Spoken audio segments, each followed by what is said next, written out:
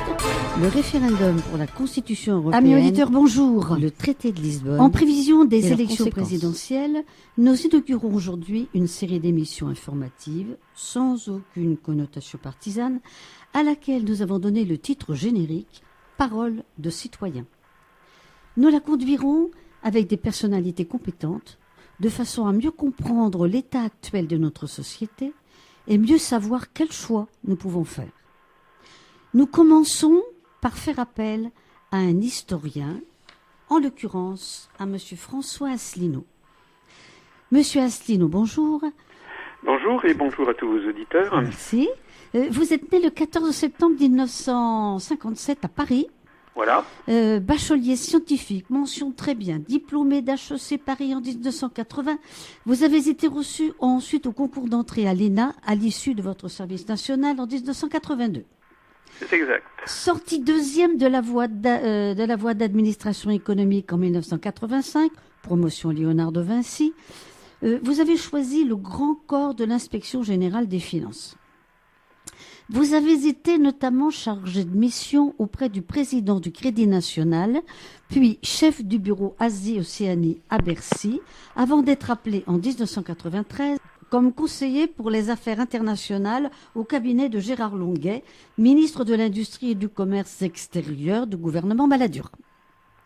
En juin 1995, vous devenez directeur du cabinet de Françoise de Panafieux, ministre du Tourisme dans le gouvernement Juppé I, puis en janvier 1996, chargé de mission au cabinet d'Hervé de Charette, ministre des Affaires étrangères dans le gouvernement Juppé II. Et là, vous êtes en charge de l'Asie, de l'Océanie, de l'Amérique latine et des questions économiques. Voilà. À ce titre, vous préparez sur le fond les voyages du président de la République et du ministre des Affaires étrangères, notamment en Chine, au Japon, en Asie du Sud-Est, en Amérique latine. Vous rencontrez et participez aux entretiens avec de nombreux dirigeants de la planète, depuis le pape Jean-Paul II jusqu'à l'empereur du Japon, de Nelson Mandela au chef d'État brésilien, argentin, saoudien, chinois, je cite là Jiang Zemin et Li Peng, et puis alors le chef d'État aussi vietnamien, indonésien, etc.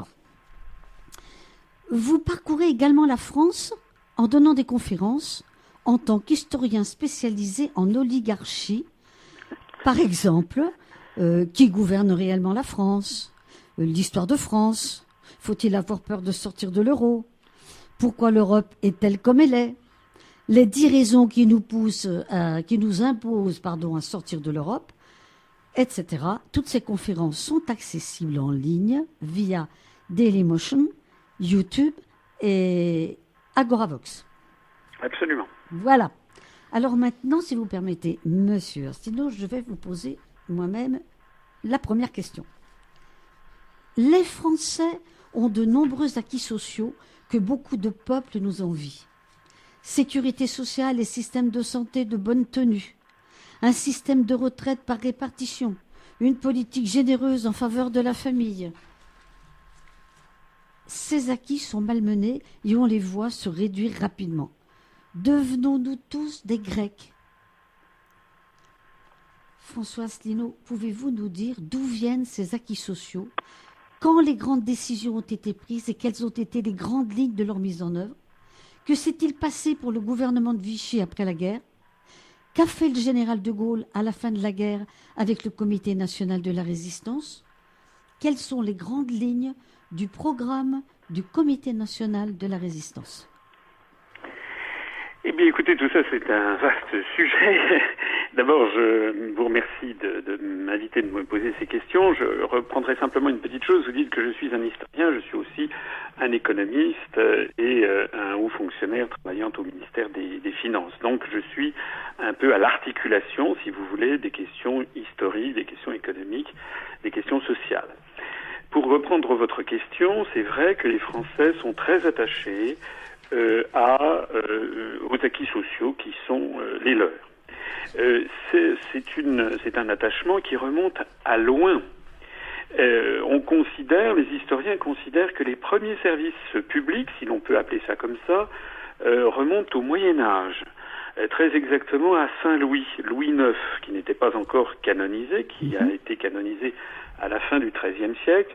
Et bien aux alentours de 1240 à peu près, ce roi qui est resté dans notre mentalité nationale comme ayant été un bon roi, un roi qui s'occupait des gens, vous savez, qui rendait la justice sous son chêne, dans son château de Vincennes, près de Paris, eh bien, il avait créé ce qu'on appelait les établissements de commun profit, c'est-à-dire des hospices où l'on accordait, avec la charité chrétienne, on accordait des soins aux indigents et à tout le monde.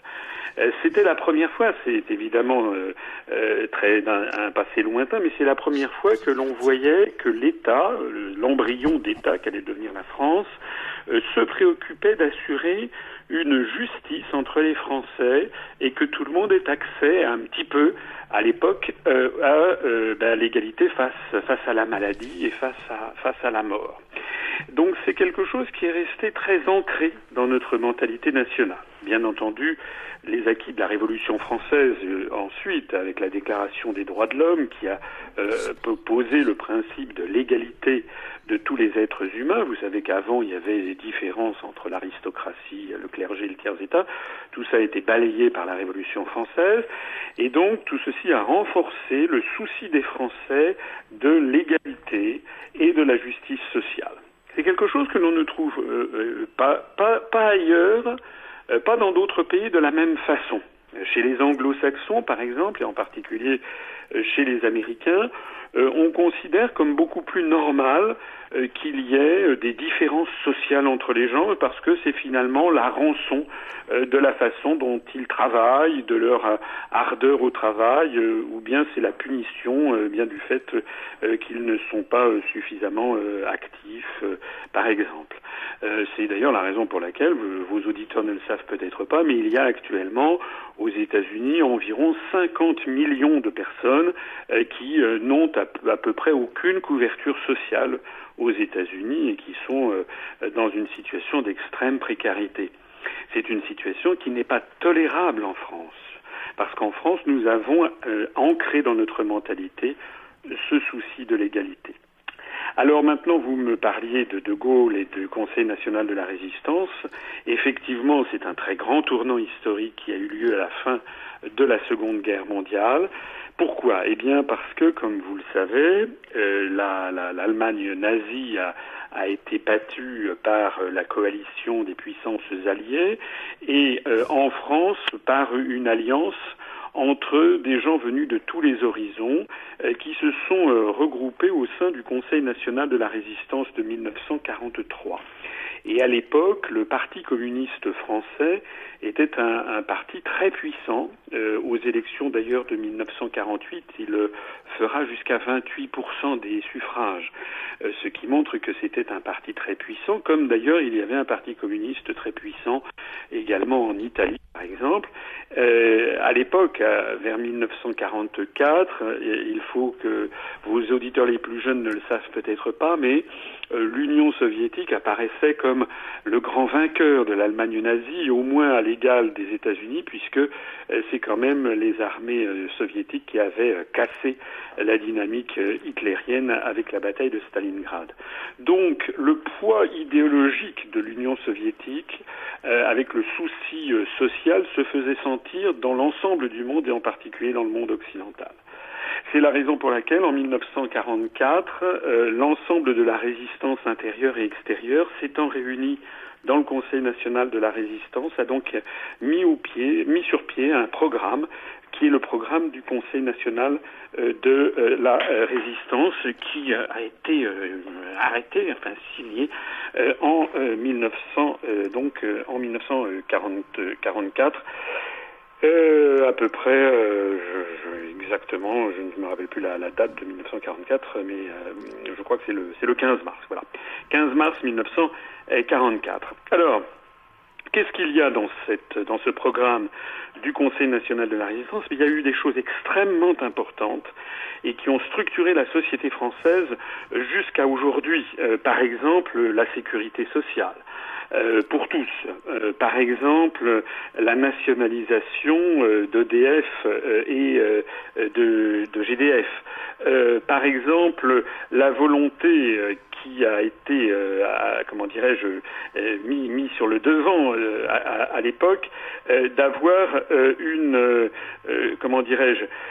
indépendance politique et économique de la France. L'idée, ça a été écrit d'ailleurs noir sur blanc dans le programme du CNR, de rétablir la France dans sa puissance, dans sa grandeur et dans sa mission universelle. Donc il y avait l'idée de redonner une démocratie digne de ce nom au peuple français, en particulier, et c'est aussi dans le programme du CNR, une grande insistance qui est portée à la liberté de la presse. Le programme du CNR va loin d'ailleurs dans la dénonciation de la presse muselée, puisqu'il dit qu'il faut rétablir, je le cite, la liberté de la presse, son honneur, et son indépendance à l'égard de l'État, des puissances d'argent et des influences étrangères. Autrement dit, c'est la raison pour laquelle le programme du CNR a prévu un programme à la fois économique et social où il est question à plusieurs reprises de lutter contre les féodalités économiques et financières, c'est le terme qu'il emploie, qui ont mis la main dans les années 1920-1930 sur toute une série de pans de l'activité économique française, mais aussi, si l'on peut dire, sur la pensée politique française, notamment par l'intermédiaire des médias. D'où un certain nombre de médias qui seront, par exemple, l'ancêtre du journal Le Monde s'appelait Le Temps, il a été fermé. Il y a eu une volonté, l'agence France Presse il y a eu une volonté d'avoir une agence nationale qui serait indépendante des puissances d'argent, une agence de presse et des puissances étrangères. Il y a eu la volonté également d'assurer à l'ensemble des travailleurs français un niveau de vie digne. Donc il y avait aussi toute une série de mesures concernant le niveau de vie des agriculteurs, les retraites, etc. Voilà. Donc tout ce programme du CNR, qui d'ailleurs est assez bref, c'est pas un programme qui fait 300 pages, c'est un programme qui fait 6 pages et en fait il y a les 4 premières pages sont consacrées uniquement à des mesures conjoncturelles avec la fin de la guerre. Donc ce qui concerne le futur ne représente en réalité que 2 pages et c'est ces 2 pages qui ont structuré, comme je vous le disais, notre société actuelle et qui fait l'objet, mais ça sera l'objet certainement de vos autres questions, qui fait l'objet de remises en cause très profondes en ce moment depuis maintenant un certain nombre d'années. Merci François Asselineau. On va faire une petite pause musicale et puis on va vous reprendre tout de suite. D'accord.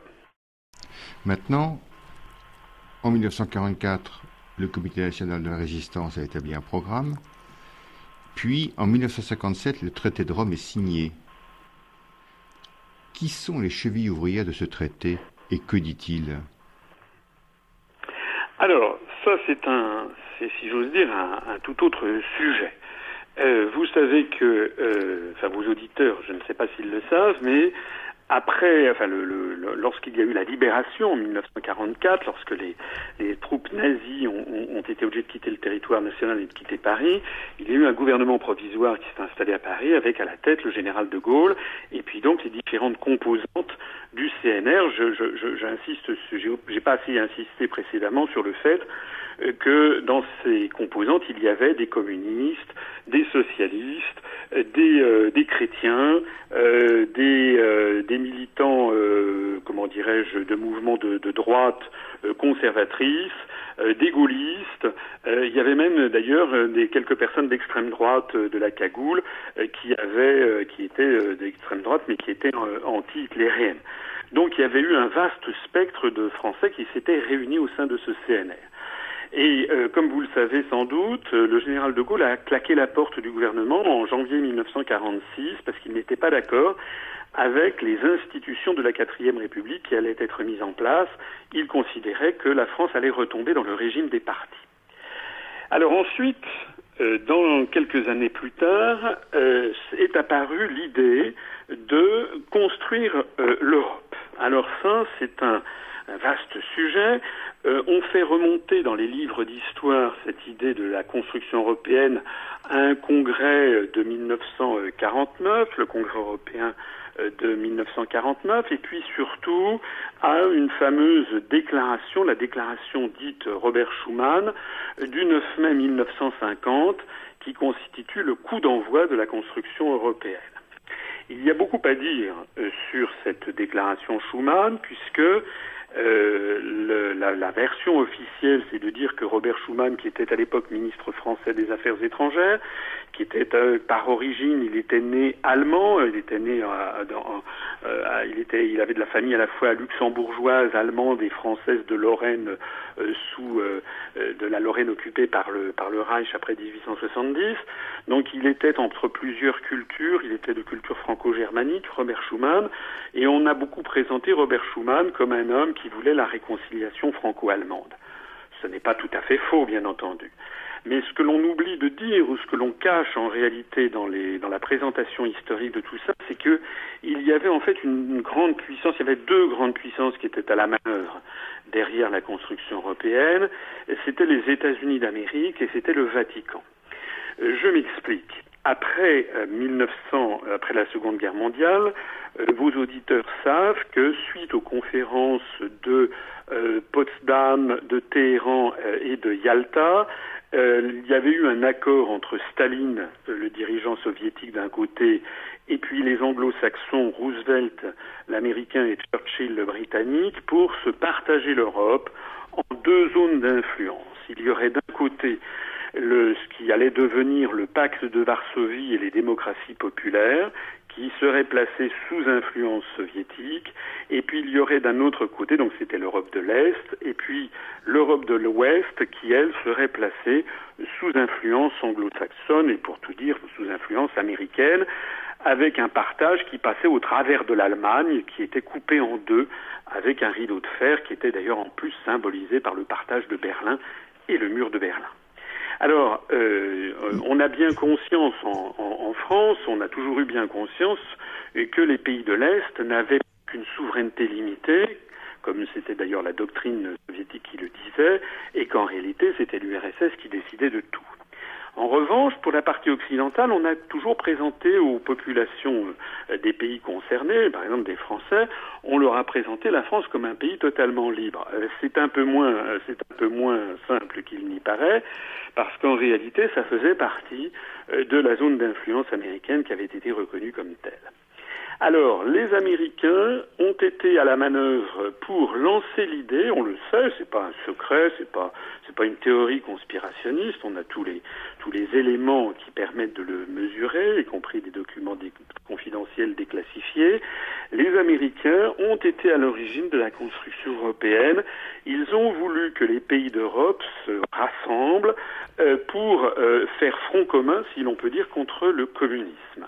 Et de ce point de vue, les États-Unis ont pu bénéficier du concours à l'époque du Vatican de Pie XII, puisque le Vatican était à l'époque une grande puissance, si l'on peut dire, en matière spirituelle. L'Église a quand même perdu beaucoup de son poids depuis maintenant une trentaine d'années sur les consciences. Elle conserve de l'influence, mais c'est beaucoup moins que l'influence qu'elle pouvait avoir dans les années 50. Et donc le Vatican lui-même voulait lutter contre l'influence du communisme, et surtout parce que le communisme développait l'athéisme. Donc on a eu la conjonction de ces deux grandes puissances, une grande puissance temporelle et militaire et économique qui était les États-Unis, et une grande puissance spirituelle qui était le Vatican, qui ont poussé à la construction européenne. Mais l'un et l'autre ont eu l'intelligence, la subtilité de ne pas apparaître trop ouvertement, et de faire donc apparaître des hommes, j'allais presque dire des hommes de paille, en tout cas des représentants qui allaient porter leurs idées. Alors pour la France, eh bien c'était Robert Schuman, qui était à la fois atlantiste, très pro-américain, et également membre du MRP, donc très proche des milieux ecclésiastiques.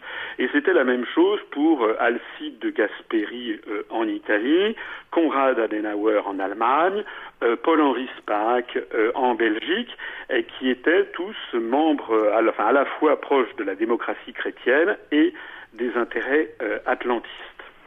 Tout ceci a donc mené d'abord à la création de cette fameuse déclaration du 9 mai 1950, puis à la création de la Communauté européenne du charbon et de l'acier de 1951.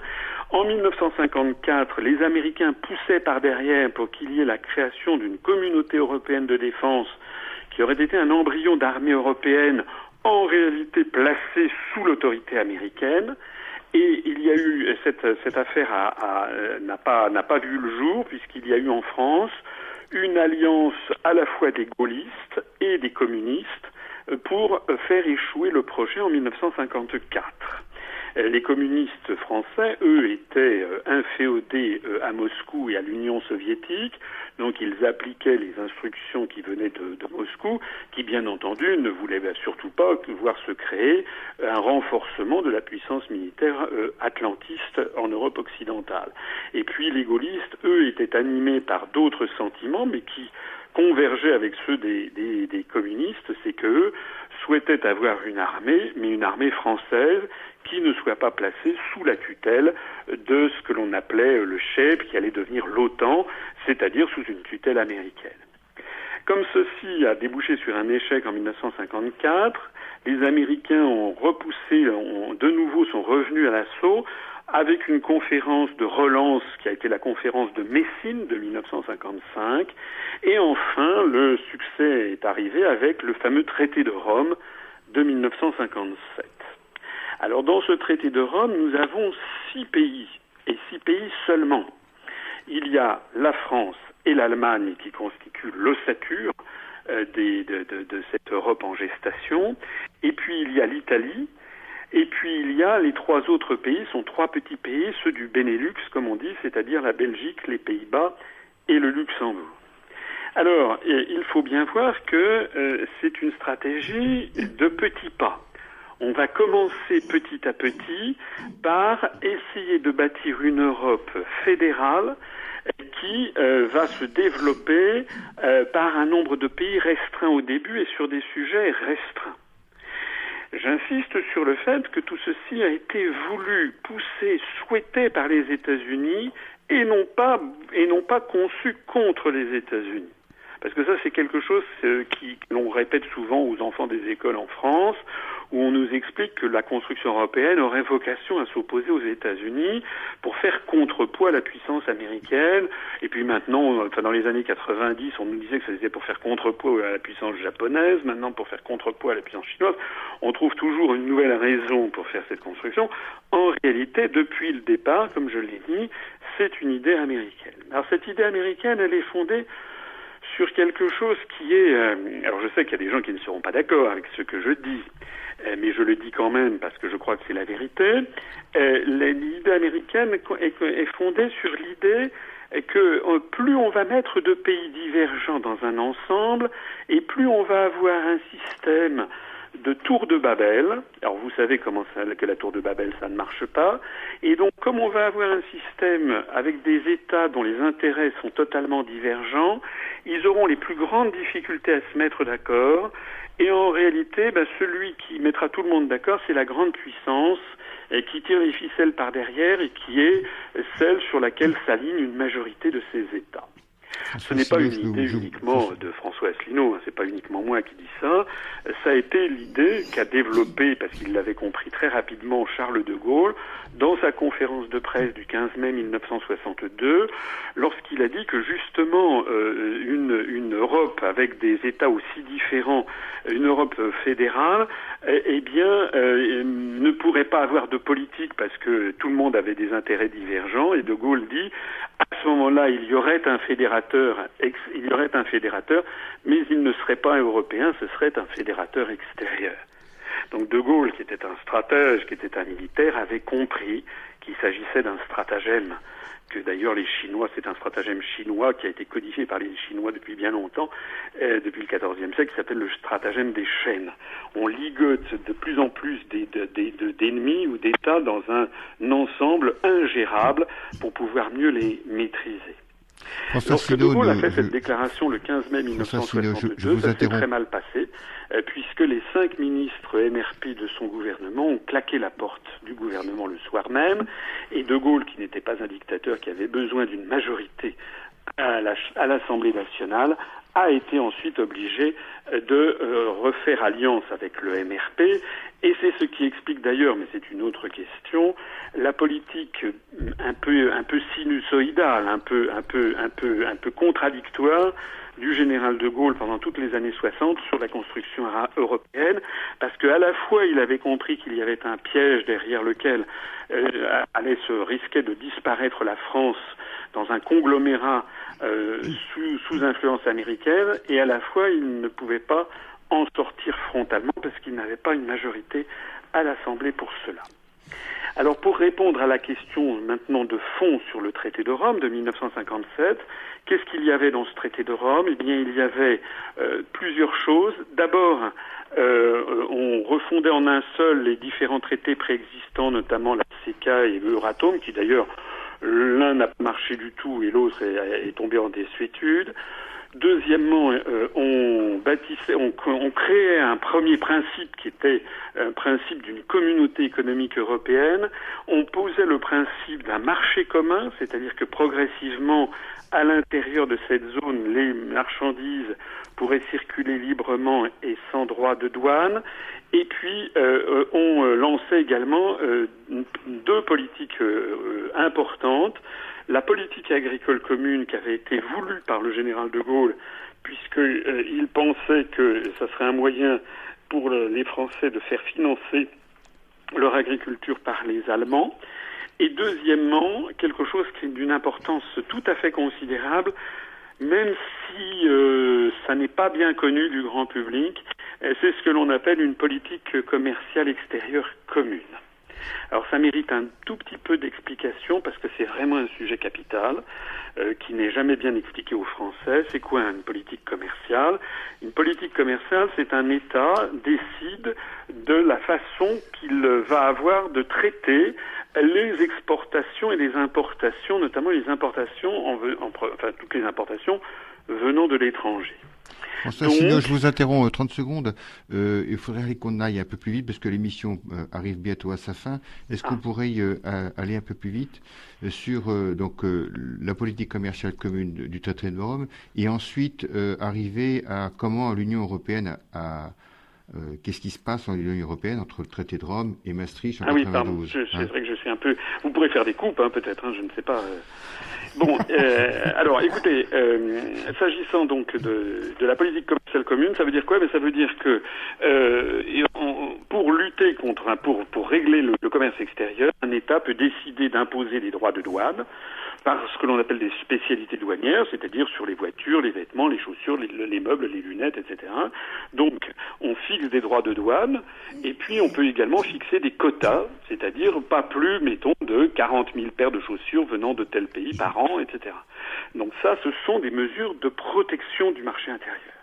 Eh bien, donc, à partir de 1957, cette politique-là, la France s'en est dessaisie au profit de la Commission européenne, qui a donc été une structure supranationale qui a été créée, avec à l'intérieur des fonctionnaires qui allaient décider non seulement pour la France, mais pour l'ensemble des pays de la CEE, de quelle serait cette politique.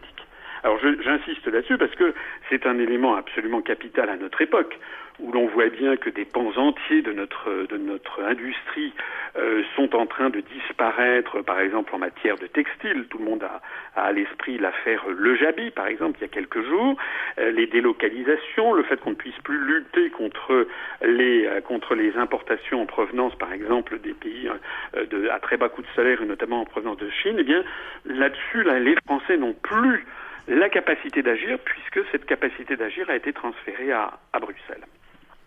Alors maintenant, qu'est-ce qui s'est passé de 57 à 92 ensuite? Eh bien, progressivement, le marché commun donc a été, pendant les années 60, le général de Gaulle, comme je l'expliquais tout à l'heure, a mis le holà à chaque fois que la construction européenne empiétait trop ouvertement sur la souveraineté nationale française. La souveraineté nationale, ça veut dire tout simplement le droit des Français à décider eux-mêmes des lois et des règlements qu'ils veulent.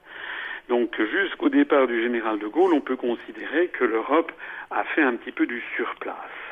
Et puis ensuite, à partir du remplacement de Gaulle par Pompidou, l'Europe, d'un seul coup, est repassée à la vitesse supérieure, avec l'entrée du Royaume-Uni dont De Gaulle ne voulait surtout pas, parce qu'il jugeait que ce serait le cheval de Troie des intérêts américains au sein même de la construction européenne. Donc Pompidou, au sommet de La Haye de 1969, donne son accord à l'entrée du Royaume-Uni, et puis également à l'entrée du Danemark et de l'Irlande. Alors tout au long des années qui vont nous mener jusqu'à 1992, on va avoir un élargissement de cette Europe qui va passer de l'Europe des 6 à l'Europe des 9 en 72, je viens de le dire, et puis de l'Europe des 9 à l'Europe des 10 avec l'entrée de la Grèce en 1979, et puis ensuite il va y avoir l'entrée de l'Espagne et du Portugal avec l'Europe des 12 en 1986. Progressivement, la France, qui était sous De Gaulle la principale puissance de l'Europe des 6, en tout cas beaucoup plus grande géographiquement que la seule Allemagne de l'Ouest, va d'un seul coup se retrouver dans un univers où elle va être de plus en plus diluée, avec une Europe de plus en plus grande. Une Europe également qui va devenir de plus en plus anglo-saxonne parce que sous De Gaulle et l'Europe des 6, la langue anglaise n'était pas une langue officielle de la construction européenne puisqu'il n'y avait aucun pays anglophone. Ça veut dire que dans 1965, plus de 80% des documents publiés par la CEE étaient en langue française. Aujourd'hui, on est tombé à moins de 10% en langue française, environ 90% en anglo-américain. Puisqu'à chaque fois qu'on a fait un élargissement, il y a eu une nouvelle langue qui est arrivée, et il a été jugé plus commode pour tout le monde de s'exprimer en américain. On est arrivé en 92 avec le traité de Maastricht, qui lui a fait un saut très important en termes institutionnels, puisque le traité de Maastricht, entre autres choses, a créé l'euro, c'est-à-dire la monnaie commune européenne, sur laquelle on reviendra probablement, qui a posé donc les pays qui entraient qui ratifiaient le traité de Maastricht devaient adopter l'euro. Il y a deux pays qui ont obtenu une exemption, qui sont le Royaume-Uni et le Danemark, mais tous les autres pays, normalement, se sont tous engagés juridiquement à entrer dans l'euro. Vous savez qu'actuellement, il y a donc 17 États qui sont dans la monnaie commune européenne. Donc ça, c'est un des très grands éléments du traité de Maastricht. Un autre très grand élément du traité de Maastricht, c'est la politique européenne de sécurité commune, qui est devenue ensuite la politique européenne de sécurité et de défense, et qui a décidé d'élargir le champ de la construction européenne aux questions diplomatiques et puis aux questions progressivement militaires. C'est-à-dire que, avec le traité de Maastricht, avec une monnaie commune et avec l'extension de la construction européenne aux questions diplomatiques et militaires, on est face à un saut institutionnel et à la volonté de déboucher sur une Europe fédérale, sur une espèce de la création d'un État-continent. Lundi prochain, nous poursuivrons notre réflexion avec le traité de Maastricht, le référendum pour la Constitution européenne, le traité de Lisbonne et leurs conséquences.